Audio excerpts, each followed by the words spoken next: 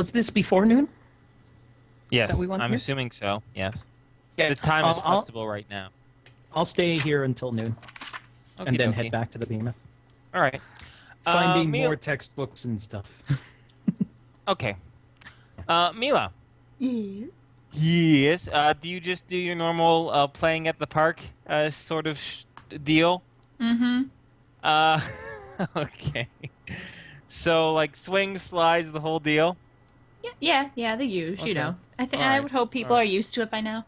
Uh, well,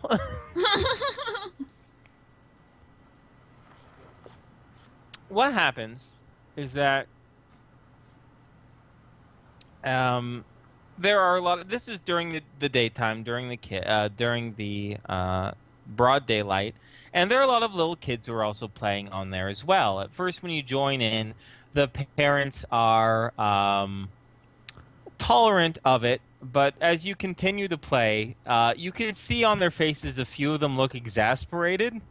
And probably while you're there, when you're there for about 45 minutes, a young officer, he looks, oh my goodness, he looks like maybe he's 20 if he's a day. Mm-hmm. Uh, Brown hair, cut short, kind of good looking, for lack of a better word. Uh, and he's about 5'10". He kind of comes up to you as you're coming down the slide there, and he goes, "Excuse me, ma'am, can we have a word, please?" Me? Yes, you please. Sure. Okay. And he takes you maybe about, 50 feet south of the little playground part of the park. And he says, um, "Ma'am, I don't mean to, how can I say this? Some of the parents here are concerned that a grown woman such as yourself is playing on swings and slides and other such things that are meant for children. Um, is there anywhere else you'd like to go for entertainment here in New Laszlo?" Oh. Mila kind of like looks back towards Yeah. where the The jungle kids gym were? is. Yeah. Yeah, And and kind of you see one skinny bitch give you like the stink eye. She, Oh. yeah, so. And then Mila would look back and be like, "So I'm not. Adults aren't allowed on there." No, well, and he rubs his head a little bit. He goes, "From time to time, sure, you know, but they say they've noticed you here, every couple days or so, and there's just some concern that, well, it's just they just People don't are find it very concerned. normal." Yeah, because It's not they're normal. wondering if you have like another. Yeah, it's just not very normal for a grown woman to keep playing on the slides and the swings and the teeter totters and everything like that. They're Oh. they just kind of asked me just to speak with you and just to see if there was something else you'd rather do, is all. Something a little bit more appropriate, you know? Uh, uh, sure. Yeah. What would you recommend? Oh, well, let's see here. Um, well, if you like exciting, thrilling things, maybe there's a new place that actually opened up here maybe a few months ago. It is called. Give me a moment as the DM quickly scrolls through everything here in the entertainment section. It is called Mind Games. Actually, it creates this really thrilling experiences with mentally through your mind, if that's something that you're comfortable with. In addition, there is some pool that you could always play.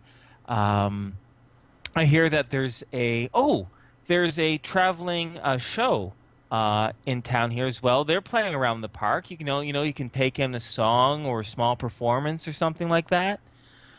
I should Uh, mention that at this point, like Mila's uh-huh. really not paying attention. She's like looking up at Okay. the sky and clearly not listening to him anymore. Okay. He goes, ma'am, are you all right? You just drifted off there for a little bit. Are you feeling okay? Yes. She kind of blinks at him a few times. Oh, okay. Would it be inappropriate for an adult to climb something?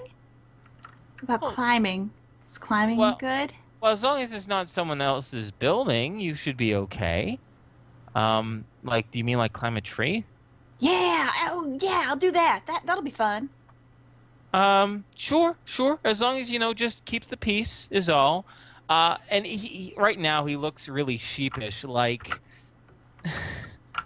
he doesn't want to be here to tell you this, but he has all these angry women and men and women just staring at him to do something about you. So he's kind of put between rock and a hard place. So he says, yeah, sure. To the south of the chestnut grounds here, there's some really old chestnut oaks. As long as you don't damage the branches or anything like that, go ahead, climb them all you like. Thank you. Mila would like smile and wave and then book it to that location. All right. In which there are some significantly old, ancient, towering, sturdy chestnut trees in which for you to climb. All I gotta say, it's a good thing Nora wasn't there, because Nora would keep using the slide while looking at that skinny lady. Just don't looking think at her Nora- like, that's right. I'm using it. I mean, I don't know if Nora's the slotting type. if she was, I could see it. I was gonna say, with Nora's personality, I don't think she would have to be. I think she would do it anyway. Just to piss him off. Yeah, just to piss him Yeah. off. All right. So that's your morning, easily enough. I guess an easy focal point for us all for the group to get on back together is meal time. I take it. Would it be fair to assume that people will head back to the Behemoth for a lunch, Sure. Yeah. for something to eat on? How would- big are these trees? Oh, okay. They probably. Give me a Because moment. if there's multiple trees and they're big enough, Mila might forget about lunch and just continue climbing trees. Oh, okay. The American chestnut tree can grow up to 100 feet tall. These ones are about 85 feet tall. Oh. What do you mean? Oh, that's huge! That's huge. It could be 100. God just doesn't want them to be 100. Oh my god! She's an elitist. No, Mila. Okay, Mila would skip out on lunch, or she would forget about lunch and then just continue climbing trees. Okay, so I guess this is important to say that for the rest of the group is that Mila does not join you for lunch. I think I would during the time in the morning would probably the rest of the time actually go probably back to see if they need any help with the tent. The tent? And, Yeah. Oh my god. Yeah, of course. Sorry, I went, oh my god, because I peeked at Twitter and I just saw a huge list of ship names. Anyways, not now. Not now. Jesus. Inferno, you got focus. You're a DM. All right, anyway. I'm doing a horrible thing right now. So, you mean like your display? Your, Yes. Yes, okay. Well, just let me know. You want to do that in the afternoon then? Since it only took about 2 hours to look up that information, would probably Yeah. just spend the rest of the time until lunch there. Oh, okay. Well, then that's before we do the whole lunch thing. Then there is an important scene I want to engage you in. Then, Patrick.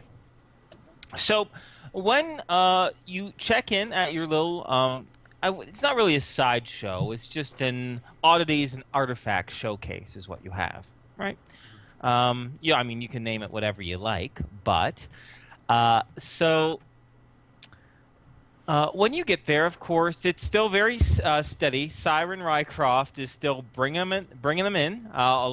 There's a lot of drummed up. When you were first there, when you first set up, there wasn't a huge flow of people checking things out, but either because of the popularity of the Endless Storytellers due to that fantastic show that happened a couple nights ago, or maybe Siren Rakoff's barking and luring people in, the tent sees a steady stream of people asking questions, a few people taking pictures, A lot of questions about the dragon skull, of course.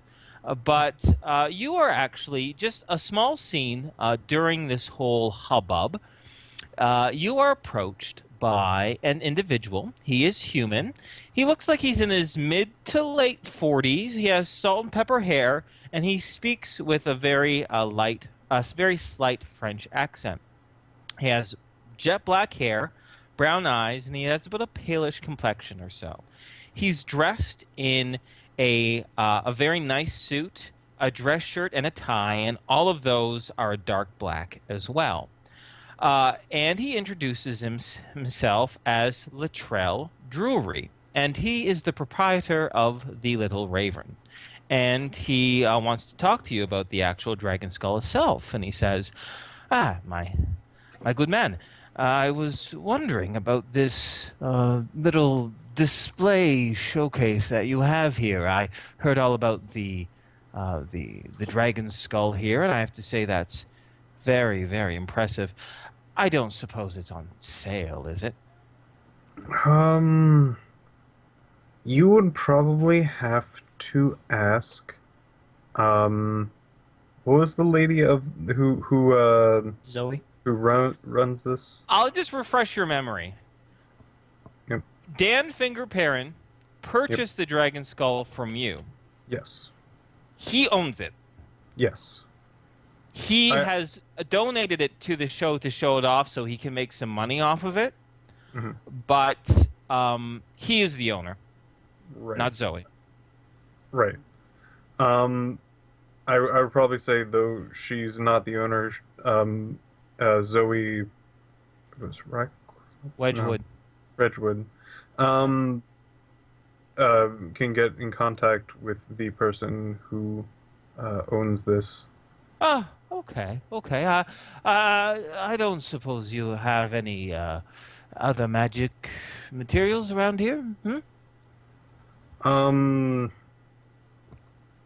In this particular show, Yes. I know we have a lot of unique, old, intact pre-war things, and then he's going to actually look like kind of a little excited and start rattling off different things. Yes. I know. Very, very interesting to some individuals, but I was looking for something that had a little bit more of a magical flair to it. But if you don't have anything here to show or to sell, perhaps would you be interested? Do you run this entire little establishment here, this tent, this show? Yes. I work here. I wouldn't say I run the place. Ah, okay. But who is in charge of supplying this whole thing with? Say, for example, I would be interested in selling you a new item, perhaps to show off a new magic item. Would I be talking to you? I could probably look at it if it would be any interest to the storytellers. Excuse me, I keep forgetting names. Forget about the storytellers. How about you? You ever interested in buying something? Oh, purchasing? Yes. I Tell you what, I understand I caught you flat-guarded there, but perhaps here, why don't you stop by the Little Raven, just south of here a little bit, and come into my store, and perhaps you'll see something you like. Yes. Yeah, I might be a little busy today, but I will see if I have any time to stop by. Oh, that is fine. We are open from 8 o'clock in the morning to 5 o'clock at night. So, come whenever you may. I'll be there for the most part. Sometimes I like to take wandering excursions such as this. I heard about a dragon's skull, so I had to just, poke in and see what was what, right? So, I see there are other people who want your attention, so I will bid you a good day, sir. Thank you. All right. I hope I see you. And he'll give him a shy nod, and will draw his attention to the next person. Okay. It's still more of the humdrum of, oh, wow, how old was the dragon? How did you get it? All that other stuff. So, yeah. But yeah, no, I just wanted to impart that little scene in that. The rest of the morning goes by similarly to how you interacted with crowds before, with Siren doing most of the talking and you being the fax man. So with that, there's lunch, of course, with Mila absent. Is there anything you guys wanted to talk in or out of character as far as next steps go? Yes. Yes. Okay. Yeah, All right, you lay it on first? us. Sure. Al will, like, at the table say, guys, I'm considering something, and of course I want to discuss it with most of you before, or all of you. You know, obviously Mila's not here. She's probably doing her own thing. I kind of want to start studying magic. You guys heard me talking to the lizard mage about it. And I looked up several books on it in the library, and it appears it's not something I'm going to be able to just read and learn. I'm going to need to find someone to teach me. There apparently are some people in New Laszlo that could do such a thing. And obviously we're not going to be here long enough for it to be very effective. However, I'm going to look and see if there's anyone who might be willing to travel with us for a time as a tutor, if we pay them. Of course, I'd also have to talk to Zoe and make sure that thing's okay. But first and foremost, I wanted to ask you guys, since I don't know necessarily what that would entail, but it's something that should be passed by you guys, and B, it might be probably not expensive for our budget, but expensive nonetheless. What would be expensive? Hiring a tutor to follow you guys. Yes. Oh, to follow us. Because Interesting. we're not going to be here Yeah. more than a few days, and learning magic, I assume, is not something that can be done in a crash course. The only thing I have a problem with is we aren't doing the whole body change thing until we leave the Laszlo, correct? Right. That's easily enough gotten around. I'm hiring you to teach a friend of mine. Teach me. Or teach Patrick. I've even considered that if it makes anyone uncomfortable, we may not even have to, they may not need to stay here in the Behemoth. Perhaps Zoe has a trailer that we can rent out for them to stay in. I mean, this is all very kind of high-level concept, but if I'm serious about learning magic, I'm going to need a tutor. Yeah. I'm good with the idea. The only thing that I'm worried about is the whole body change thing. They should not be around. No, for that. no. We wouldn't. No. Exactly. Al just keeps saying no. You know, maybe talking to Zoe and renting out one of their, one of Zoe's caravans could work for them. I think that depending on the cost, that might be better, because if nothing Yeah. else, the lives we lead, maybe it's better for them if they're not with us in the Behemoth. Yeah. Well, the reason why I was thinking that is they would leave with the rest of the end storytellers, and then we would do our whole body change thing, and then we would catch up. The only thing is we would have to hire them to teach us magic, and then 2 of us will be gone, and then another 2 random people will show up, and I guess they're supposed to. No, like I said, when we hire them, we tell them that we're hiring them to train a friend of ours who has not arrived yet, but will be arriving in a few days. Okay. That itself would not be that difficult. Or, worst comes to worse, I'm not exactly sure when we're planning on doing this body change thing, but if we have a day, if we do it like the last day, we might be able to go to them in our new bodies. And I don't know. I think honestly, I think the best course of action would just be, we're hiring you for a good friend of ours who unfortunately is not here at the moment. Yeah, that would probably be best idea. Patrick? and talk to Zoe about hiring out one of her Winnebagos or something. I suppose I should also ask if there's anyone in the storytellers that could act as a tutor. I have not seen That much is in a the way of question. magic, but it's No, always I something can tell worth you right asking. now, because you travel with them enough, no one there slings magic. Okay, got it. Not a Never mind single then. one. But yeah, we'll have to discuss how that would work. Oh. I have an idea, but it's really bad. Okay. I have a really, really bad idea. Uh-huh. What I'm if waiting with bated breath. I know one person who practices magic that Who? we have had dealings with, or at least I'm pretty sure that was magic. Oh my god. You mean the warlock? No. He doesn't mean the Warlock.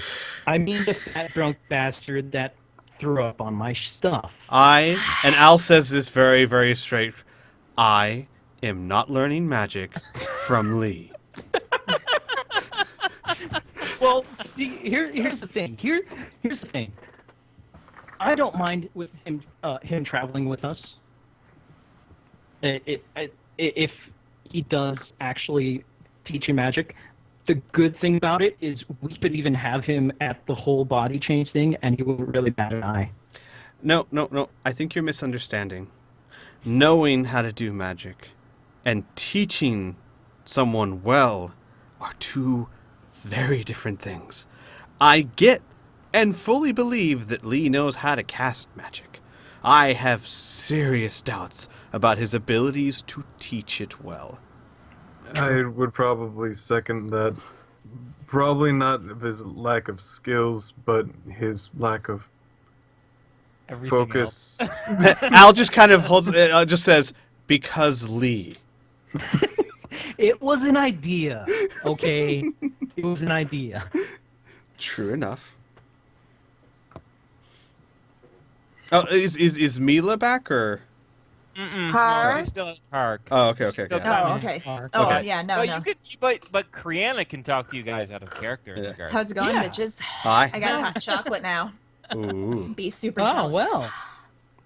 We're talking about hiring tutors. Yeah, I heard. Lee? No. That was an idea from Tom, who said at the very start it was a bad idea.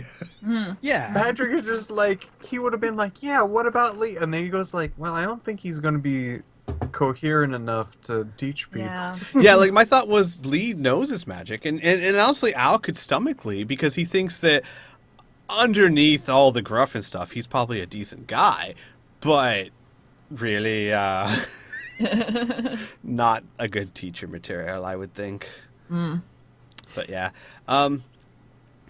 Patrick is going to go. I'm going to see somebody about the symbol from the torn pack in the ruins that we scavenge, and we'll kind of place the torn piece so people can actually see the symbol and whatnot.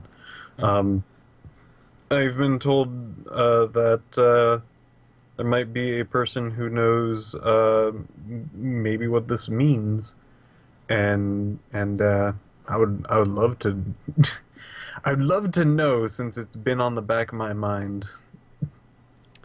I can go with you. I have a couple stops I need to make anyway. Why don't we stop by there first, and then you can come with me to get the sabers and meet my contact, which actually might be good for you, given your predisposition. Oh, whatever. I give up. Dispositions, yes. They might be able to supply you with certain things that you might be interested in that you couldn't find in stores. And our ability to use them is going to run out as fast as my body will. So, Patrick does not smile at that. Phrasing. That's weird. So Al and because it's always fun to try to keep the party together, is there any way to rationalize Tom and Mila joining in too at some point? Oh, absolutely. I mean, they'd be welcome to come. I mean, first of all, we're going to go pick up Yes. lightsabers. I'm sure everyone would think that was fun. Patrick would actually I've actually been thinking about this, if he would rationally try to find Mila. Since there's been a lot of stuff going on, Yeah. and the thank last you. time somebody disappeared, it wasn't the best thing, he Oh, would probably go out and look good. for her. Good. I considered that Good. too, and I was like, it's been a few hours. Like here's my thing from Al's point of view. One meal, I'm not going to get worried because it's Mila. Maybe two, I'll get worried, kind of thing. Because Mila does like to wander on her own. Really quickly- Patrick is live and let live, but I think under the certain circumstances he might be a Well, bit... I would say it this way though: if someone else were to suggest such a thing, Al would not be against it. So. It's not like Mila almost got kidnapped before. Oh wait. Right? Not like Tom was kidnapped before. All right. I Uh, guess first things first would probably stop by at the park. So Alright. why don't we make a field trip out of it? We stop by the park, we find Mila, we stop by your shop, we stop by get some lightsabers, and we go meet our contact. Because actually, that now that I think about it, might be good just for gits and shiggles if Patrick and Mila are there. That way, in case we ever need to talk to the other guys again, we have someone there whose face he knows. Sure. Because Tom and Al's face is going to change. Yeah. You Just mean, Uh, you mean be dead faces? Yes. Yeah. Dead faces. Maybe dead faces.